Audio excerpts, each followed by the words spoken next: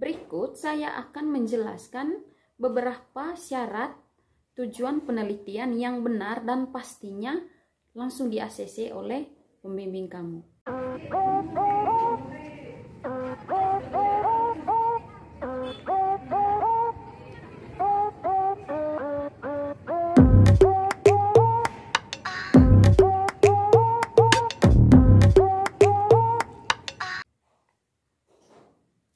Selamat bertemu kembali adik-adik di rumah. Bagaimana kabar kalian hari ini?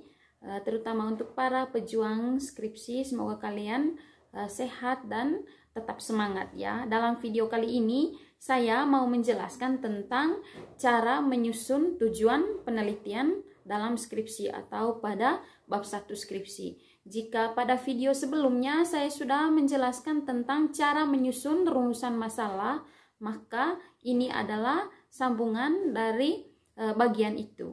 Ikuti terus video ini sampai selesai.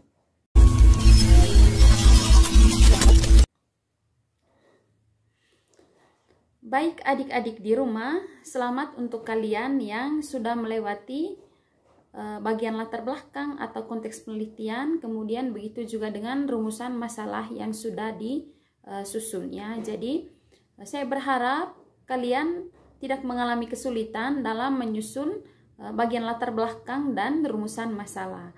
Nah, pada video kali ini saya mau menjelaskan tentang cara menyusun tujuan penelitian yang benar. Saya berusaha agar kalian itu tidak mengalami stuck atau istilahnya itu jalan di tempat begitu ya, karena kebingungan dalam menyelesaikan skripsi kalian. Jadi setelah kita bahas tentang cara menyusun latar belakang, kemudian kita lanjut pada rumusan masalah, lalu sekarang kita masuk pada pembuatan tujuan penelitian. Baik adik-adik, cara membuat tujuan penelitian itu akan sangat mudah kalau kita paham kunci dan syaratnya ya. Karena menyusun sebuah tujuan penelitian itu tidak boleh asal gitu ya. Jangan begini ya, ini kan tujuan penelitian, kita taruh begini saja, kita susun seperti ini saja, tidak. Nah, tujuan penelitian ini pada pokoknya itu adalah dibuat dalam bentuk pernyataan. Jadi kalau rumusan masalah kemarin dibuat dalam bentuk pertanyaan, sedangkan tujuan penelitian ini harus dibuat dalam bentuk pernyataan. Lalu berikutnya, tujuan penelitian ini adik-adik, agar kamu tahu, itu adalah gambaran utama tentang hal yang kita lakukan setelah melakukan penelitian ya. Itu gambaran utama dari hal yang kita lakukan nanti. Jadi begini, berdasarkan gambaran pada kalimat di tujuan penelitian, itulah yang akan kita lakukan di bab 4 atau di hasil penelitian. Ikuti terus ya, supaya nanti paham. Kemudian, hal yang kamu perlu tahu adalah syarat utama membuat tujuan penelitian yang benar itu adalah penggunaan kata kerja operasional. Kalau di rumusan masalah kemarin itu syarat utamanya itu adalah pemilihan kata tanya yang benar ya. Kata tanya yang benar di rumusan masalah itu menggambarkan apa yang nanti dilakukan di bab 4 di hasil penelitian. Sedangkan kalau di tujuan penelitian ini teman-teman, bukan lagi kata tanya tetapi kata kerja. Kata kerja yang operasional itu sangat memudahkan kalian untuk fokus dan menjadi pedoman bagi kalian untuk mengetahui apa yang akan kalian lakukan di bab 4. Misalnya, kata menjelaskan, kemudian kata mendeskripsikan, kemudian kata menganalisis, kemudian kata mengeksplorasi ya. Jadi saya tekankan, hindari penggunaan kata kerja yang tidak operasional. Ya. Misalnya, kata kerja yang tidak operasional itu Ibu seperti apa? Misalnya kata mengetahui.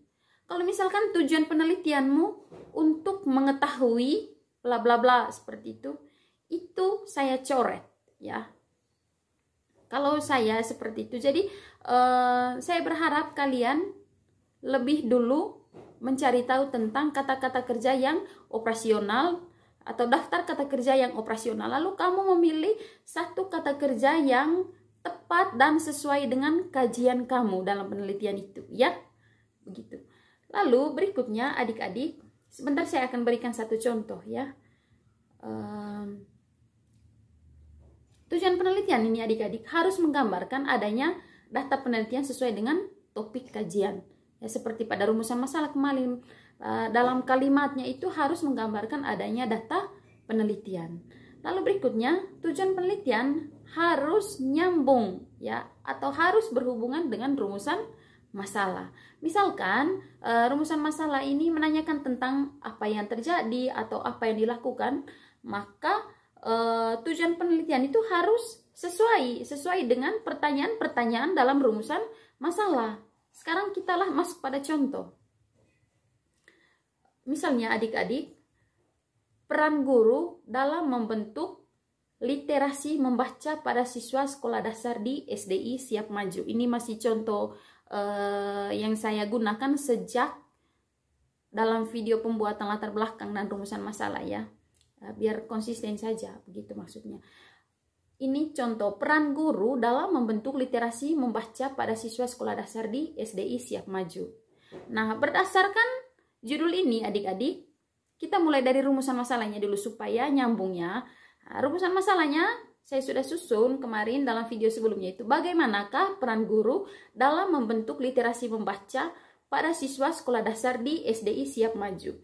Kita lihat di sini pertanyaan dalam penelitian ini atau rumusan masalah dalam penelitian ini adalah bagaimanakah peran guru? Ya, berarti di sini menanyakan tentang apa atau bagaimana guru menjalankan perannya itu, atau apa yang dilakukan guru dalam menjalankan perannya itu dalam membentuk literasi membaca pada siswa sekolah dasar.